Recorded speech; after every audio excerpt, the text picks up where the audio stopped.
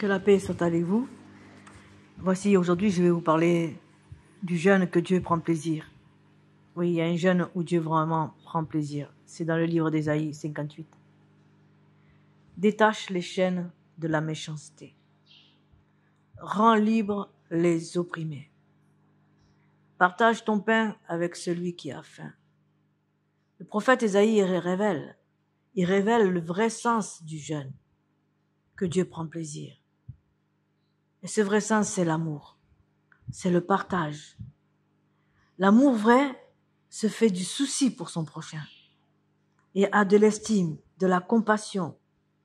Et l'apôtre Jean a beaucoup souligné l'amour de Dieu dans ses épîtres. Amen.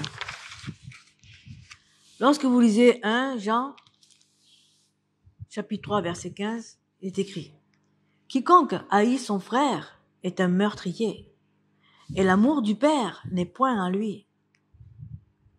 Aimer Dieu, c'est aimer aussi son frère et sa sœur. Car personne n'a jamais vu Dieu si tu n'aimes pas ton prochain que tu vois. Comment peux-tu aimer Dieu que tu ne vois pas?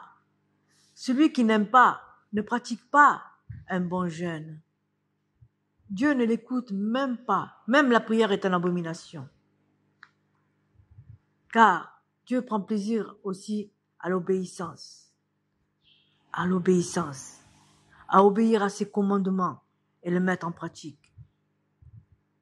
Commandement, tu adoreras ton Dieu de tout ton cœur, de toute ton âme, de toute ta force et de toute ta pensée, et ton prochain comme toi-même. Conserver et mettre en pratique, ce n'est pas dur, ce n'est pas compliqué. La loi de Dieu n'est pas compliquée, l'amour de son prochain. La Torah, vous le lirez dans le livre de Deutéronome 6, verset 4, 11, verset 13 et 21. L'obéissance vaut mieux que les sacrifices et tous les offrandes que tu présenteras à Dieu.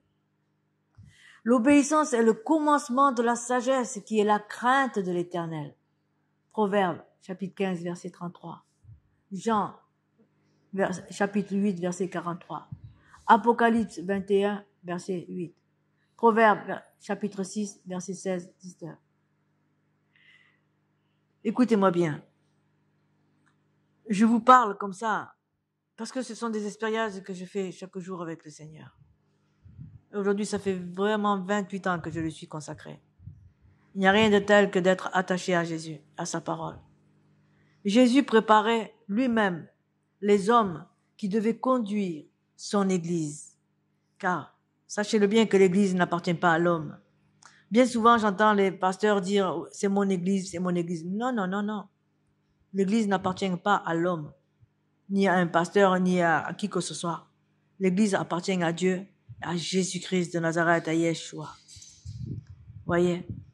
Donc, je répète, Jésus préparait lui-même les hommes qui devaient conduire l'Église et à être ses témoins dans le monde.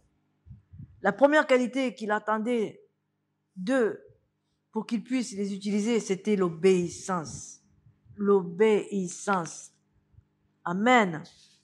Alors, marchons dans l'obéissance. Détachons-nous de tout lien qui nous tient accablés. Vous comprenez? Car Jésus est là pour nous libérer de tout ce qui nous accable. Parce que Dieu est le Tout-Puissant qui nous délivre de tout ce qui nous accable. C'est lui-même qui sonde nos cœurs. Il pénètre de loin nos pensées. Alors faites-lui confiance. Tu rentres dans ta chambre, tu fermes ta porte derrière toi et parle avec Jésus. Ouvre la parole et le Seigneur te parlera à travers sa parole. Voulez-vous être l'ami d'Adonai, d'Elohim, de Yeshua? Moi, en tout cas, je veux toujours être son ami pour faire sa volonté et non pas ma volonté. Psaume, chapitre 25, verset 14. Il est écrit ceci. L'amitié de l'Éternel est pour ceux qui le craignent. Amen. 1 Jean, chapitre 2, verset 15, il est écrit « N'aimez point le monde, ni les choses qui sont dans le monde. Amen. 2 Jean 1, verset 9. Prenez garde à vous-même. Quiconque va plus loin et ne demeure pas dans la doctrine de Christ n'a point Dieu. Comprenez ce que c'est l'amitié de l'Éternel? Il faut vraiment se détacher de beaucoup de choses. Beaucoup de choses. Pour plaire à notre Seigneur, à notre Dieu. L'amitié de l'Éternel est pour ceux qui le craignent. Oui. L'obéissance à la parole de Dieu est la première marque distincte d'un vrai disciple de Jésus-Christ. Tel est aussi le test suprême de son amour pour le Seigneur. Je vais vous encourager. Seul le chemin de l'obéissance est celui de la bénédiction. Le disciple de Jésus-Christ n'obéit pas à n'importe quoi, non, ou à n'importe qui. Mais il obéit à la Bible, à la parole, à l'enseignement de Jésus. Car il est écrit que le disciple doit être prêt à souffrir pour rester fidèle à la sainte doctrine. Les vrais disciples de Jésus resteront toujours attachés à son enseignement et à celle des apôtres.